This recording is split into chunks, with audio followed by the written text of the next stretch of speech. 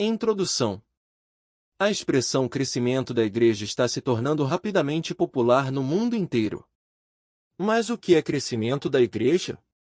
Difere de expressões comuns já em uso, tais como evangelização ou missões mundiais. Antes que eu tente responder a essas importantes perguntas, devo dar ao leitor uma vista geral de como trato este assunto de grande importância. Sendo coreano e tendo sido salvo da religião budista, tenho podido avaliar a posição característica dos cristãos procedentes dos países do terceiro mundo. Estamos vindo de uma cultura que não é tradicionalmente cristã. Os primeiros missionários norte-americanos chegaram à Coreia há quase 100 anos. A partir daí, nós, cristãos evangélicos coreanos, desenvolvemos nossas próprias tradições. Isto é muito importante porque nos possibilita ser cristãos sem ser menos coreanos. No passado, os missionários não só levavam sua religião aos países que evangelizavam, mas também sua cultura. É lógico, portanto, que os novos convertidos tenham perdido muito de sua herança natural. Creio que este fato criou um obstáculo à aceitação do Evangelho de Jesus Cristo, o qual é para todos os povos. Portanto, o crescimento da igreja é mais do que apenas missões mundiais, porque opera em um nível individual ou congregacional, sem levar em conta a cultura ou nacionalidade. Já afirmei que sou ministro evangélico. Que pretendo dizer com isso? É difícil rotular alguma coisa ou alguma pessoa. Contudo, sem uma definição de nossos termos, teremos dificuldade em comunicar exatamente o que pretendemos dizer. Por evangélico entendo uma posição básica quanto à teologia e quanto a estilos de vida. Em palavras mais simples, creio em um Deus trino e uno, Pai, Filho e Espírito Santo. Creio que a Bíblia, em seu texto original, é a inspirada palavra de Deus, autoridade final e infalível de fé e metodologia. Como cristão evangélico também creio em viver uma vida moralmente reta que manifesta o fruto do Espírito Santo. Finalmente, creio na realidade do novo nascimento que produz mudança do estilo de vida e gera um desejo autêntico de ver outras almas salvas do pecado. Embora haja no presente algumas divergências entre os evangélicos quanto à manifestação dos dons do Espírito Santo, creio que, como cristãos comprometidos com a causa, devemos esforçar-nos por manter a unidade do Espírito Santo no vínculo da paz. Também escrevo este livro da perspectiva particular de um pastor que organizou 3 igrejas nos últimos 26 anos. Tenho lucrado muito com a leitura de livros que me esclareceram a palavra de Deus. Contudo, não sendo teólogo, pois sou formado em direito, escrevo baseado em minha experiência pessoal. Deus tem sido bom para comigo. Todas as igrejas que fundei ainda são congregações saudáveis, crescentes. Minha atual igreja tem um rol de membros de 330 mil almas, e continua crescendo à razão de 10 mil membros por mês. O sucesso não veio com rapidez ou com facilidade. Muito mais do que números, muitas das lições que tenho aprendido resultaram de provas difíceis em minha vida e ministério. A graça de Deus sempre foi suficiente para a provação do momento. Sendo pastor, estou particularmente interessado nos princípios de crescimento da igreja que afetam a congregação local. Portanto, escrevo este livro com a consciência de que não só os pastores, mas também os cristãos sinceros que se interessam por suas igrejas, procurarão ler o que escrevo. Por este motivo, faço num estilo tão simples quanto possível, sem limitar a profundidade do que Deus me ensinou. Já tenho lido artigos e manuscritos que citam meu ensino sobre o crescimento da igreja. Às vezes fico desapontado com sua perspectiva a respeito do que digo. Visto que apresento muitos princípios e técnicas quando ensino, alguns ouvem apenas as técnicas e nunca captam a teologia básica e a filosofia espiritual que fazem essas técnicas funcionar. Crescimento da igreja é mais do que um conjunto de ideias e princípios que, quando postos em prática, automaticamente fazem a igreja crescer em número. Por este motivo, uso a primeira parte deste livro para demonstrar minha filosofia básica tão claramente quanto possível. Tratarei, em particular, do coração do líder, porque é aí que o crescimento da igreja deve começar. Por fim, dirijo minhas observações diretamente a você, meu amigo. Muitas vezes lemos um livro com indiferença. Por favor, não leia este livro com essa atitude, mas acompanhe-me na viagem de conhecimento espiritual do crescimento da Igreja. Conto como certo que você é um cristão consagrado, interessado na edificação não só da Igreja de Jesus Cristo, mas, em particular, de sua própria congregação local, não importa se grande ou pequena. Por favor, leia este livro num lugar tranquilo, onde possa tirar dele o maior proveito. Tenha à mão, também, sua Bíblia, porque a estarei citando a todo instante. Se você quiser sublinhar alguns parágrafos do livro, espero que não o tenha tomado emprestado. Escrevo na esperança de que você o consulte muitas vezes. Se marcar alguns trechos, não terá dificuldade para localizar a passagem que realmente o ajudou. Capítulo 1. Crescimento da Igreja e nossos recursos pessoais. Durante muitos anos tenho orado pedindo a Deus a capacidade de falar com autoridade sobre o crescimento da Igreja. Lembro-me de, há alguns anos, fazer a seguinte oração: Senhor, minha igreja possui apenas 50.000 membros. Quem me dará ouvidos quando eu falar de crescimento da igreja? Então, quando Deus me deu 100.000 membros, senti-me como se ainda não pudesse falar sobre o assunto com um verdadeiro senso de autoridade. Há 2 anos, de novo aproximei-me de Deus em oração, dizendo: Senhor, se tu me deres pelo menos 200.000 membros, as pessoas me ouvirão quando eu falar das coisas que me ensinaste sobre crescimento da igreja. No começo de 1983, havíamos atingido o marco histórico de uma só congregação com 200.000 membros. Embora nenhuma outra congregação tenha conseguido até aqui um rol de membros desse porte, ainda não me sinto à vontade quando falo ou escrevo sobre crescimento da igreja. Sei que ainda há muita coisa que devemos aprender. Pesquisa e desenvolvimento constituem em muitas disciplinas um aspecto de interesse muitíssimo importante, mas historicamente temos considerado o desenvolvimento de uma igreja local como fato consumado. Devemos reconhecer que a única entidade de suprema importância aqui na Terra é o Reino de Deus manifestado ao mundo, a Igreja de Jesus Cristo. Por que não tem havido mais estudos escritos sobre seu desenvolvimento adequado? Porém, ao aproximar-nos do fim desta era, a Igreja está de novo assumindo uma posição central na consciência do povo de Deus.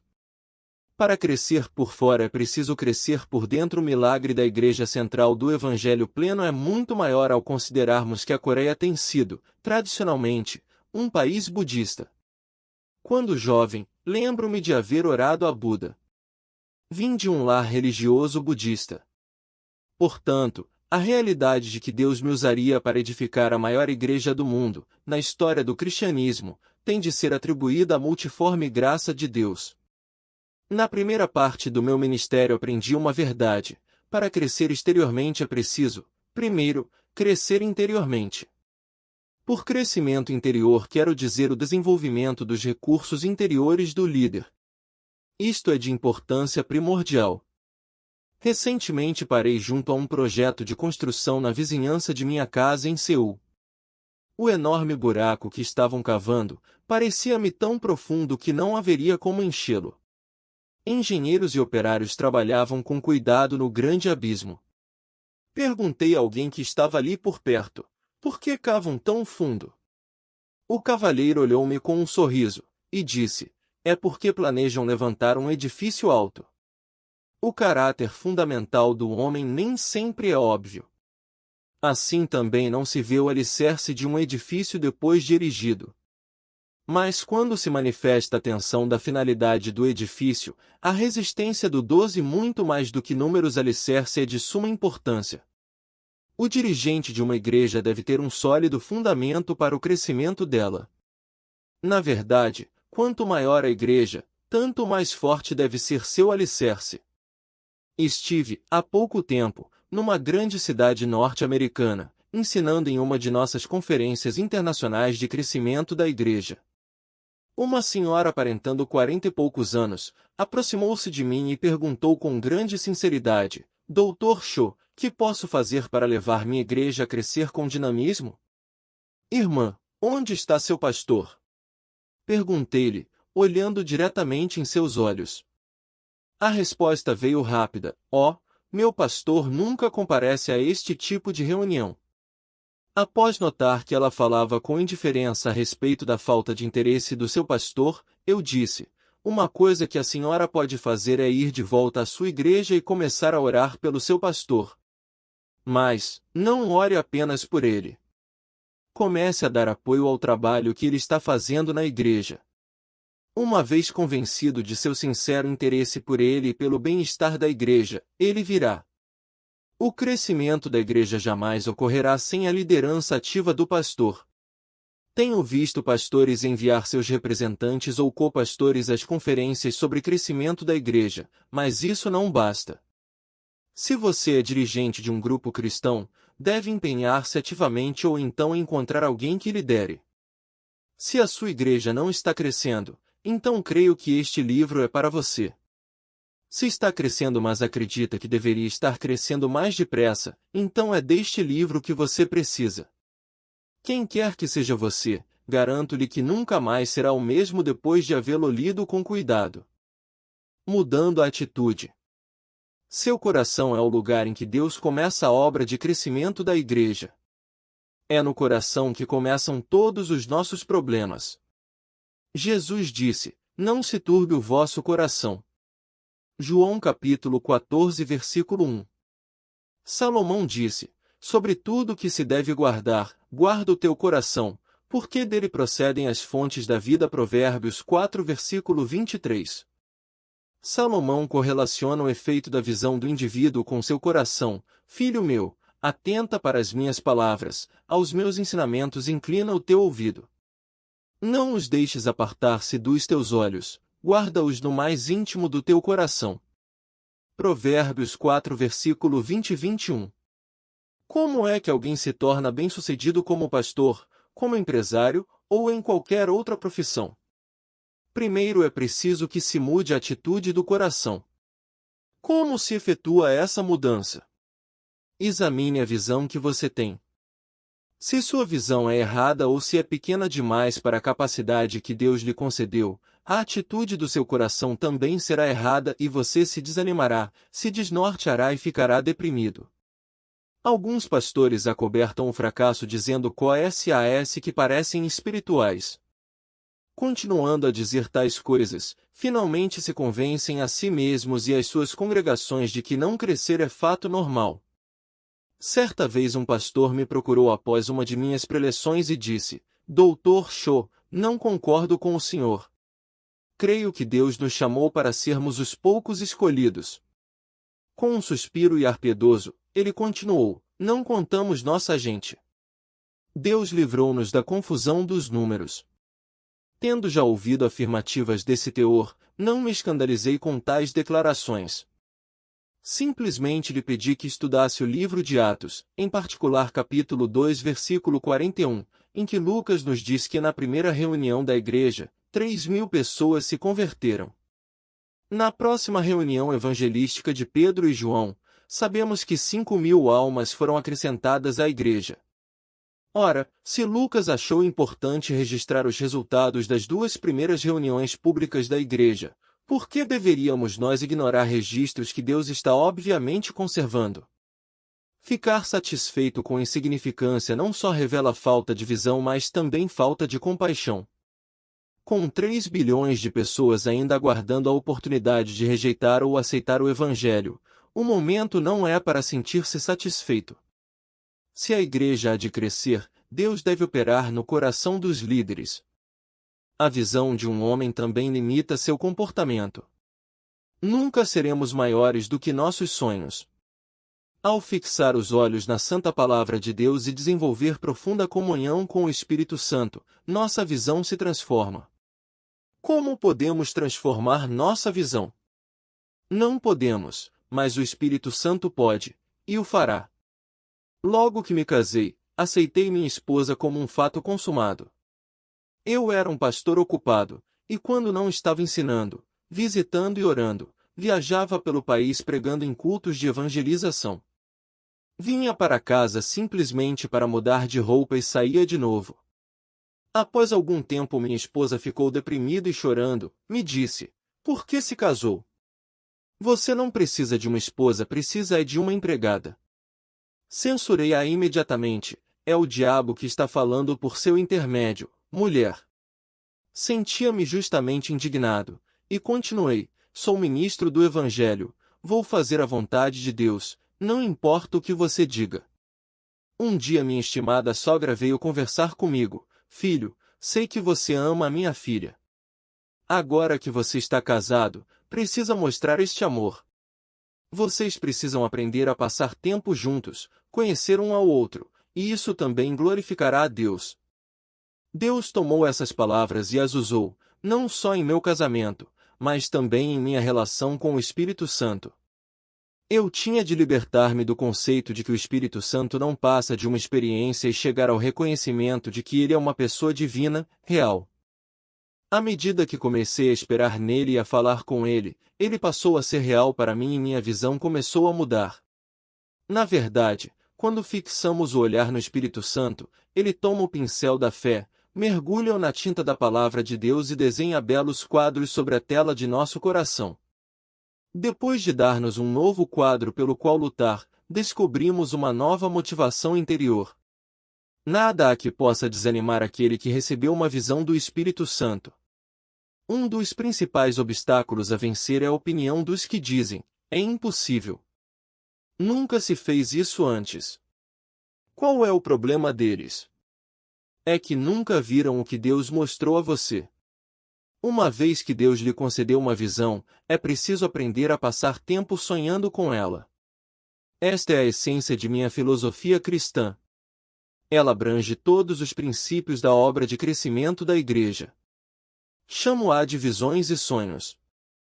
Em minhas viagens pelo mundo, tenho visto demonstrações de que a aplicação de visões e sonhos realmente funciona e muda a atitude do coração do indivíduo. Faz alguns anos, nossa denominação na Austrália pediu-me que realizasse um seminário para pastores. Parece que as igrejas tinham um problema: não cresciam.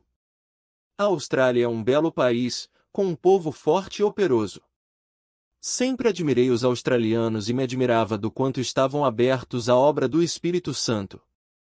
Antes do início das preleções, alguns dos pastores me contaram, individualmente, as dúvidas que tinham do futuro do crescimento da igreja na Austrália.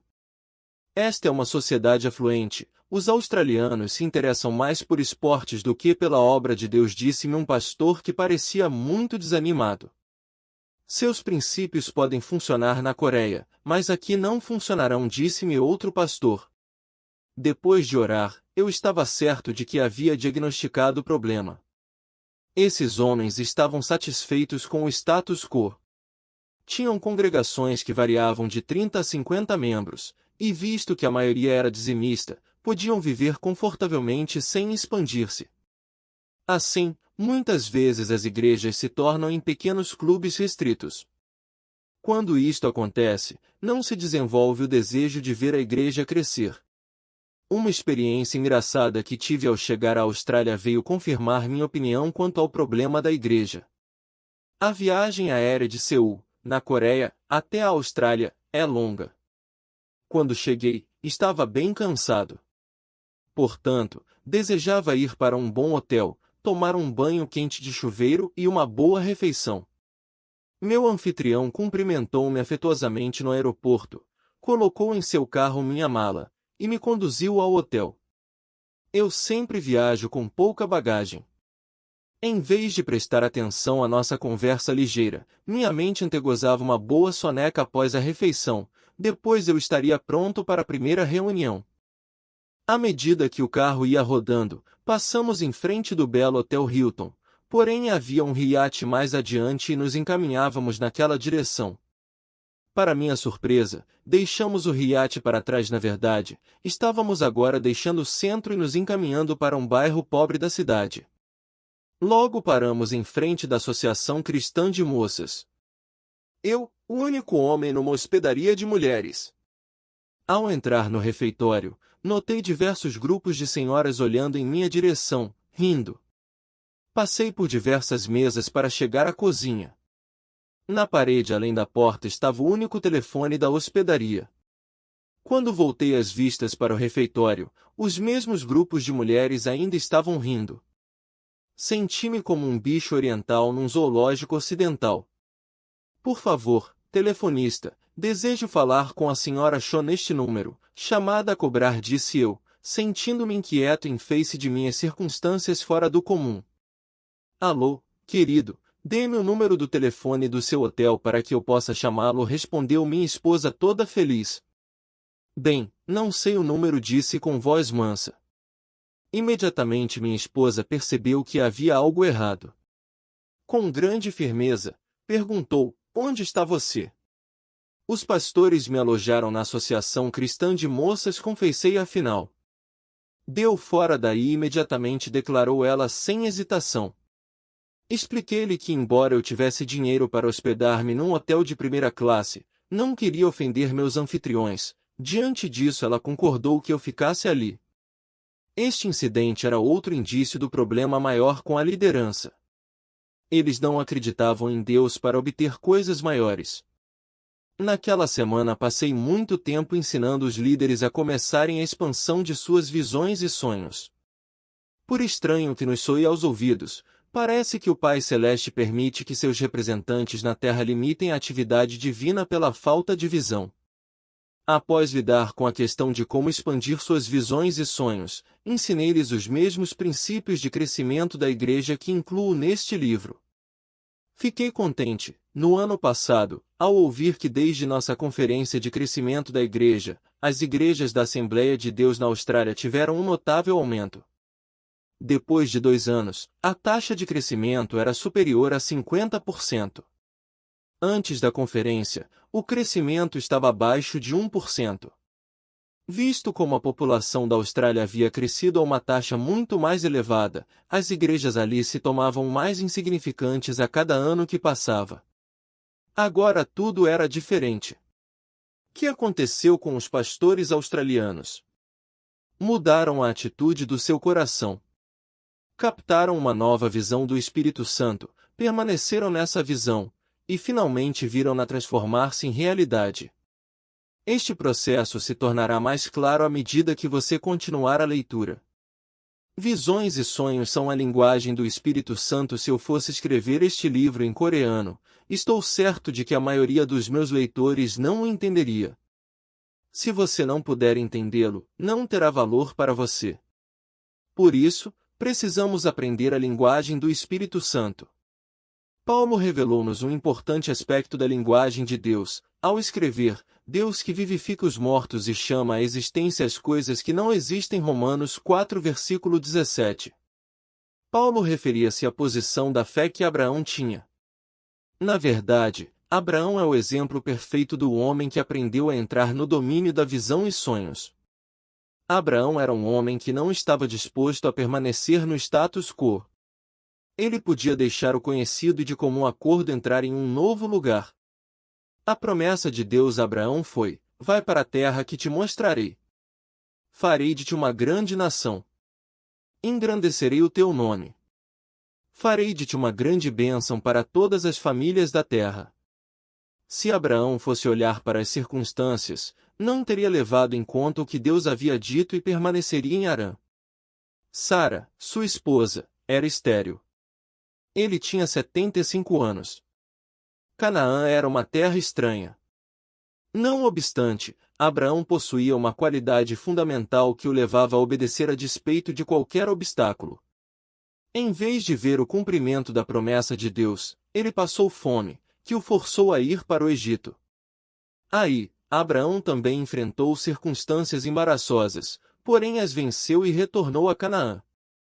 Uma vez separado de Ló, Deus falou-lhe de novo: ergue os olhos e olha desde onde estás para o norte, para o sul, para o oriente e para o ocidente, porque toda essa terra que vês, eu te darei, a ti e à tua descendência, para sempre.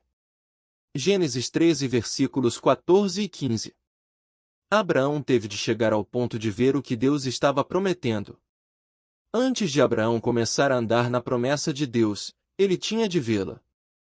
Antes de você entrar numa nova dimensão de êxito em sua vida e serviço, é preciso que você tenha olhos para vê-la. Observe que primeiro Abraão foi obediente a Deus, deixando o conhecido, dispondo-se a entrar no desconhecido.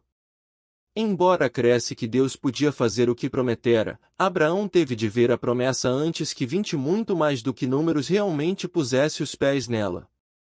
O mesmo princípio era válido no cumprimento da promessa de Deus a ele concernente a um filho. Abraão viu a promessa ao olhar para as estrelas do céu. Conta as estrelas, havia dito Deus. Assim será a tua posteridade. Uma vez que Abraão entrará num relacionamento de obediência com ele, Deus lhe deu uma visão. Em segundo lugar, Abraão sonhou com o cumprimento dessa visão. Passava as noites contemplando as estrelas do céu, e sua imaginação saturou-se do cumprimento da palavra de Deus a ele. Não só teria um filho, mas a sua posteridade seria numerosa como as estrelas do céu. Ele teria de incubar essa promessa cerca de 25 anos antes que a visse tornar-se realidade, mas havia começado a aprender a linguagem do Espírito Santo. Deus chama à existência as coisas que não existem.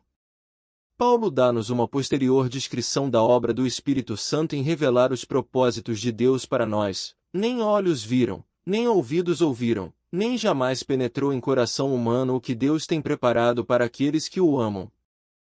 1 Coríntios capítulo 2 versículo 9.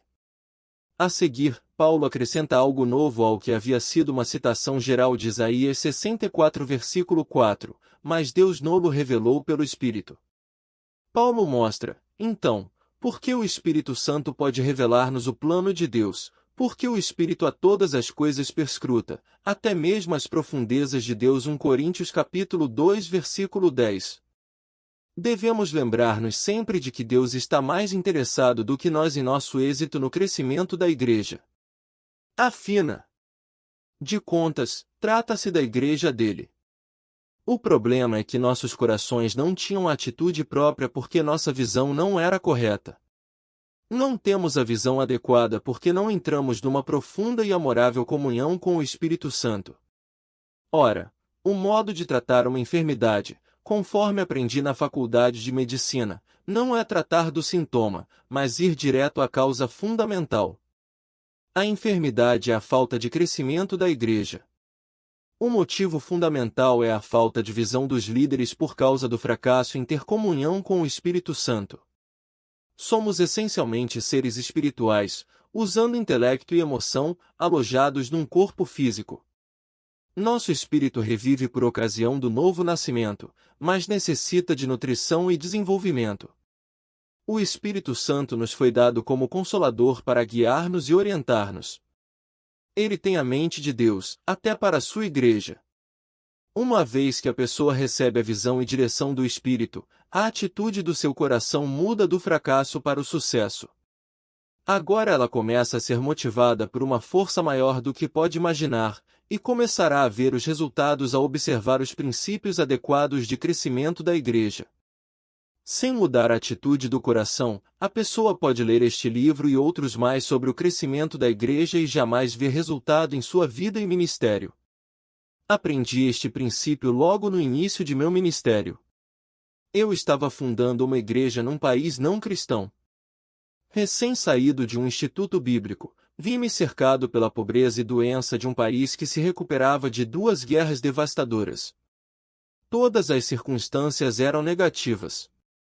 Aprendi a jejuar, não por causa de minha grande espiritualidade, mas porque não havia o que comer. Esses princípios não foram aprendidos todos de uma vez. O Espírito Santo levou anos para desenvolver esta compreensão em minha vida e ministério. Neste momento tenho uma visão de 500.000 membros em nossa igreja local para 1984. Acordo com a visão dessa gente enchendo minha mente, e 22 muito mais do que números quando vou deitar-me, essas pessoas são tão reais como se eu estivesse pregando para elas hoje. Com o presente índice de crescimento e com o programa de construção em curso, não tenho a mínima dúvida de que a visão se tornará realidade no tempo determinado. Há pouco ouvi a história de um casal, em Nova York, que negocia no ramo de automóveis. esse casal pôs este princípio a funcionar em seu negócio. Decorridos apenas 3 anos, tem agora a maior distribuidora de sua linha de carros na área da cidade de Nova York. Isto é mais impressionante quando sabemos que 1982 foi o ano em que houve maior número de falência de distribuidores, nos Estados Unidos. Os princípios divinos funcionam em qualquer empreendimento, inclusive na indústria automobilística. O Espírito Santo bem sabe que este é o fim da era. Agora ele está preparando a noiva de Jesus Cristo para a segunda vinda do noivo. Contudo, estou consciente de que dos 4,5 bilhões de pessoas vivas hoje, mais de 70% não tiveram a oportunidade de aceitar ou rejeitar a Jesus Cristo. Se a igreja despertar-se para a grande tarefa e começar a crescer por toda parte, veremos mais gente no céu do que no inferno por ocasião da segunda vinda do Senhor. Poderá facilmente haver milhares de igrejas tão grandes quanto a nossa, ou maiores até, em todos os continentes. O maior obstáculo à realização do desejo de Deus de ver sua igreja crescer é a falta de visão dos líderes. Isso não pode acontecer aqui. Este campo é muitíssimo difícil. Tais afirmações negativas devem ser eliminadas de nosso vocabulário, de uma vez por todas. Temos de começar a usar a linguagem do Espírito Santo e criar uma nova consciência de sucesso na mente do nosso povo. Mudando a autoimagem. Dr. Cho, sou um pecador imprestável. Por que Deus me usaria na edificação de uma grande igreja? Disse-me, após uma conferência recente, um descoroçoado pastor que já pensava em renunciar à sua igreja e abandonar por completo o ministério. Qual a imagem que você tem de si próprio? Quanto você acha que vale? Pode Deus usá-lo para realizar uma significativa transformação no mundo? Estão aí algumas perguntas importantes que você deve fazer a si mesmo ao analisar sua autoimagem. Cresci num país oprimido pelo Japão. Perdemos os nomes e a língua coreanos. Em realidade, os manuscritos coreanos foram escondidos em vasos de barro e enterrados, para que não perdêssemos a herança nacional, que existe por mais de 5.000 anos. Milhares de coreanos foram arrastados para o Japão a fim de servirem como operários comuns. Muitos não sabem que foram mortos milhares de coreanos quando se lançaram as bombas atômicas sobre Hiroshima e Nagasaki, 2 áreas industriais do Japão. Quando eu era criança, se alguém me tivesse dito que Deus me usaria para construir a maior igreja da história, eu simplesmente teria rido. Eu era um budista devoto e não tinha a mínima intenção de mudar de religião. Meu estado físico era muito precário devido a um caso de tuberculose aparentemente incurável. Em termos de um goleiro de futebol, eu já tinha 2 gols contra mim e a terceira bola vinha rápida contra minha rede. Não obstante, de uma condição tão deplorável, Deus transformou totalmente minha autoimagem. O meu passado faz-me compreender a luta de muitas pessoas oprimidas que não têm esperança alguma quanto ao futuro. Creio, portanto, que Deus pode mudar nossa autoimagem, de nenhum valor pessoal para a de um servo de Deus por quem Ele enviou seu Filho para morrer. Fomos redimidos da maldição do pecado não só quando ele nos afeta o espírito, a alma e o corpo, mas especificamente quando toca a nossa força motivacional. Para que motivemos os outros no sentido de alcançar sucesso, é preciso que tenhamos uma atitude de sucesso não só em nosso falar mas também em nossa vida. Muitas igrejas permanecem numa atitude de estagnação porque o pastor não possui autoestima suficientemente elevada. Este é um dos segredos da liderança. Os motivos de uma autoimagem pobre podem ser pobreza de aparência, educação, disciplina, situação familiar, capacidade e saúde. Essa lista está longe de ser completa, mas representa as desculpas mais frequentes para uma autoimagem pobre. A aparência pobre ao viajar pelo Ocidente, tem observado um fenômeno comum, isto é, pregadores gordos. Devido à dieta coreana, que acentua o consumo de porções muito pequenas de gorduras e carboidratos, a obesidade nunca foi problema para mim. Contudo, tenho visto muitos pastores norte-americanos empanturrando-se após as reuniões. Os alimentos que eles ingerem tendem a aumentar-lhes o peso. Ouço suas desculpas, Dr. Cho, o meu problema de peso é causado por minhas glândulas. Quando me encontro com embaixadores das principais nações do mundo, um dos traços comuns que parecem possuir é a boa aparência geral. Podem não ser jovens ou elegantes, mas parecem estar em boa forma. Afinal de contas, não representam seus países? Não deveriam apresentar a melhor imagem?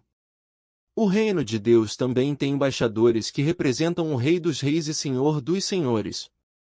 Minha opinião é que um líder pode mudar a autoimagem controlando a dieta e fazendo o melhor que pode com o que Deus lhe deu.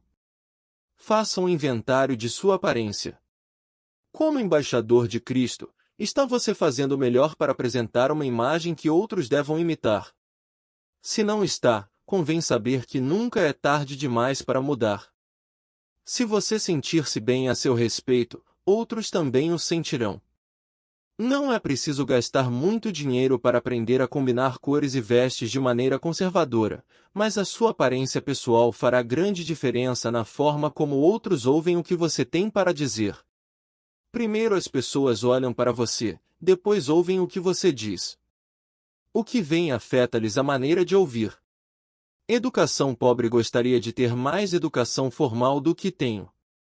O fato de crescer em tempos muito difíceis limitou o meu potencial de educação formal. Não obstante, vivo todo o tempo aprendendo.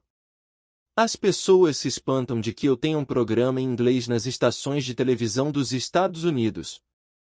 Tanto quanto sei, sou o único estrangeiro a apresentar-se na televisão norte-americana. Quantos anos estudei inglês na escola? Nenhum. Estudei nos livros, fiz muitas perguntas, pratiquei. Depois de alguns anos, eu falava inglês fluentemente. Na maioria dos países por onde viajo, falo inglês e minhas mensagens são interpretadas para a língua local. Como aprendi a falar tão depressa? O Espírito Santo deu-me o desejo de falar. Trabalhei e exercitei por muitas e longas horas. Finalmente, acreditei que eu podia ser bem-sucedido, porque o Espírito Santo está em mim e tudo posso por intermédio de Jesus Cristo. Quando estou no Japão, falo a língua japonesa. Aliás, também me apresento na televisão japonesa.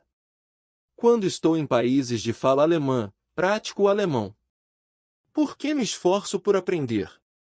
Porque meu chamado não é só para a Coreia, mas para as nações do mundo. Quanto mais conheço da língua, da história e da cultura dos outros povos, tanto mais posso ministrar-lhes ajuda espiritual. Ninguém precisa passar o resto da vida sem instrução. Se você não recebeu muita instrução formal, então pode e deve instruir-se, ser autodidata. Um dos problemas que enfrento nas viagens é ouvir os naturais do país usarem uma linguagem pobre. Se a mensagem de Jesus Cristo é de tão grande importância para ser proferida, é importante também que seja anunciada corretamente. Autodisciplina pobre. A falta de disciplina é outro motivo por que as pessoas têm de si mesmas uma imagem pobre. Tenho tido entrevistas com líderes que comparecem com 1 ou 2 horas de atraso. Tráfego, pressão dos negócios e circunstâncias imprevistas são desculpas esfarrapadas para o atraso. Tenho a fama de sempre chegar cedo para as entrevistas. Por quê? Porque creio que se alguém tem importância bastante para que eu o procure, também é importante demais para ficar esperando. O fato de eu poder cumprir minhas entrevistas na hora aprazada e ainda pastorear ativamente a maior igreja do mundo se deve à disciplina pessoal. Faça planos com margem para o inesperado. Se você tem uma entrevista no outro lado da cidade, saia 5 minutos mais cedo, prevendo problema de tráfego. Se não surgir o problema, você chegará cedo para o encontro. Que elogio para seu anfitrião! Levar uma vida de disciplina ajuda-o a criar disciplina naqueles com os quais você trabalha. Visto como creio em delegar não apenas responsabilidade mas também autoridade, devo confiar nos outros para ajudar-me a conduzir meu grande rebanho. No presente momento, tenho mais de 300 pastores de tempo integral em nosso corpo de ministros. Se eu não for disciplinado em minha vida de oração, Vida social, tempo de estudo e negócios, eles não serão tão responsáveis quanto devem ser no atingimento de nosso alvo mútuo de edificar a Igreja de Deus. O pecado é uma das principais causas da pobreza de autoimagem. É imperativo, portanto, que toda pessoa a quem Deus deseja usar na edificação de sua Igreja, leve uma vida santa. Aquilo que a pessoa contempla e em que se detém afetará o que ela virá a ser. Se houver pecado em sua vida, confesse-o a Deus imediatamente, arrependendo-se dele e pedindo a graça divina para viver moralmente limpo. Os pequenos sucessos conduzirão a grandes vitórias e logo você descobrirá que sua autoimagem mudou. Deus é amoroso e perdoador. Se ele espera que você perdoe ao seu irmão, por que não perdoaria ele a você? Status familiar pobre na Coreia. Status é parte importante de nossa sociedade. Excesso de população é um aspecto histórico da vida asiática. Confúcio ensinou um sistema de ética que ainda é praticado na maioria dos países asiáticos. Esta cultura não é conhecida no Ocidente basicamente igualitário. Dirigimos-nos às pessoas e falamos com elas de modo diferente, segundo o seu status de família, educação, posição ou de idade. Não obstante, estando-se em Cristo, não deve haver essa diferença. Podemos ter diferenças aqui na Terra, porém são temporais. Na eternidade, seremos julgados por nossa fidelidade ao chamado divino. Portanto, aprendi a dispensar respeito aos que o merecem aqui na Terra, mas não me encontro limitado pelos sistemas 28 muito mais do que números de valores terrenos, porque não somos deste mundo. Não me preocupa a posição inferior que sua família possa ter, porque você pode mudar a autoimagem. Lembre-se de que Jesus, embora sendo Filho de Deus, nasceu em circunstâncias domésticas muito pobres. Ao captar uma nova visão da vontade divina para sua vida e ministério, você pode vencer todas as barreiras da sociedade e ter êxito. As capacidades podem diferir, mas o êxito é para todos. O problema começa ao comparar-nos com outras pessoas.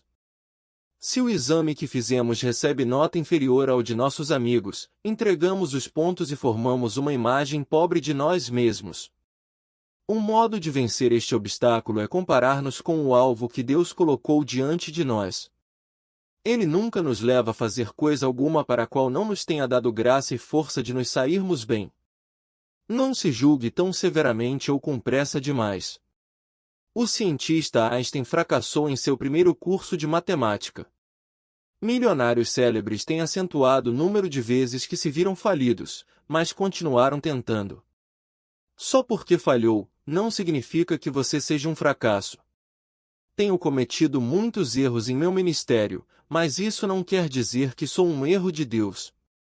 Meus erros me ensinaram valiosas lições e por isso tenho podido ajudar inúmeras pessoas.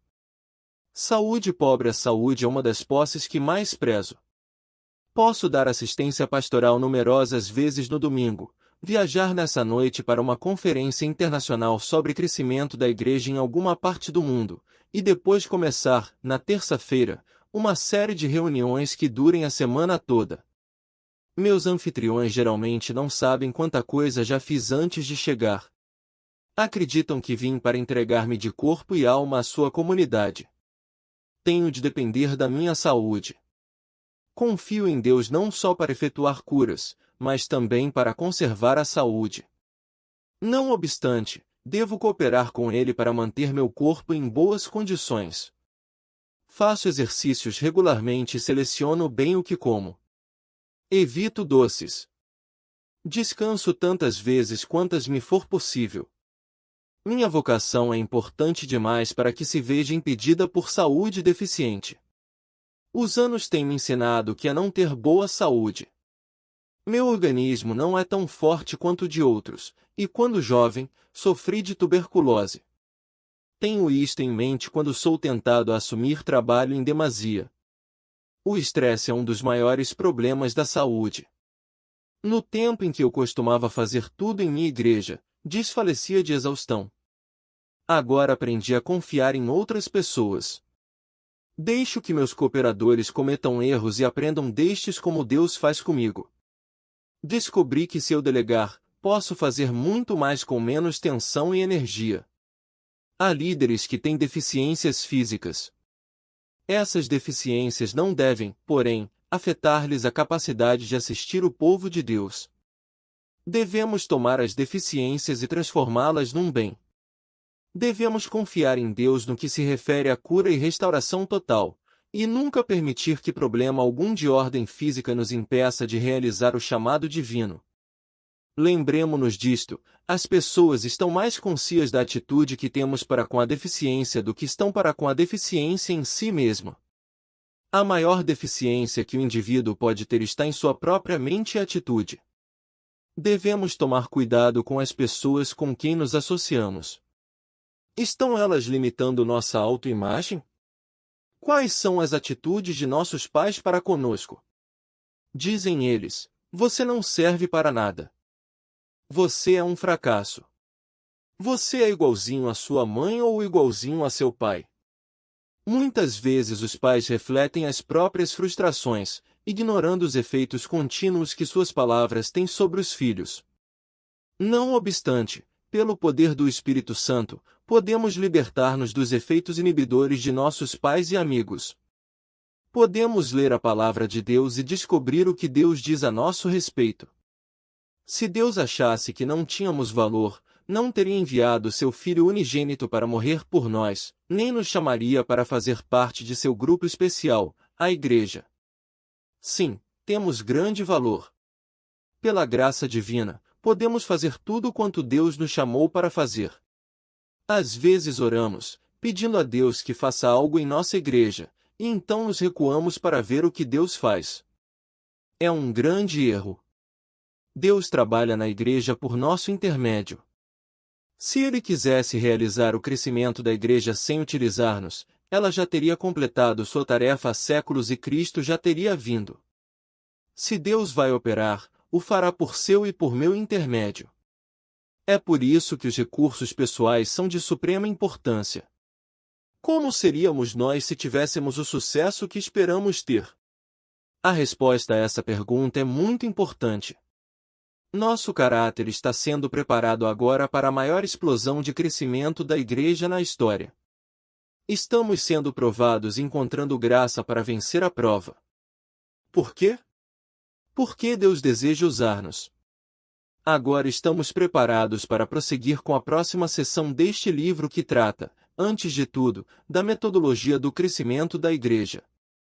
Se você leu este capítulo e achou que não se aplica a você, então seria melhor relê-lo. Se acha que compreendendo o seu problema, já o venceu, então conviria lembrar-se de que a compreensão é apenas parte da solução. Sim, agora você deve confiar na graça de Deus para pôr em prática os passos que o levarão ao êxito. Ao iniciarmos a próxima sessão, creio que você já mudou a atitude de seu coração. Está aprendendo a ter comunhão com o Espírito Santo, e dessa forma recebe nova visão e sonhos. Finalmente, você entra na próxima sessão com uma autoimagem saudável.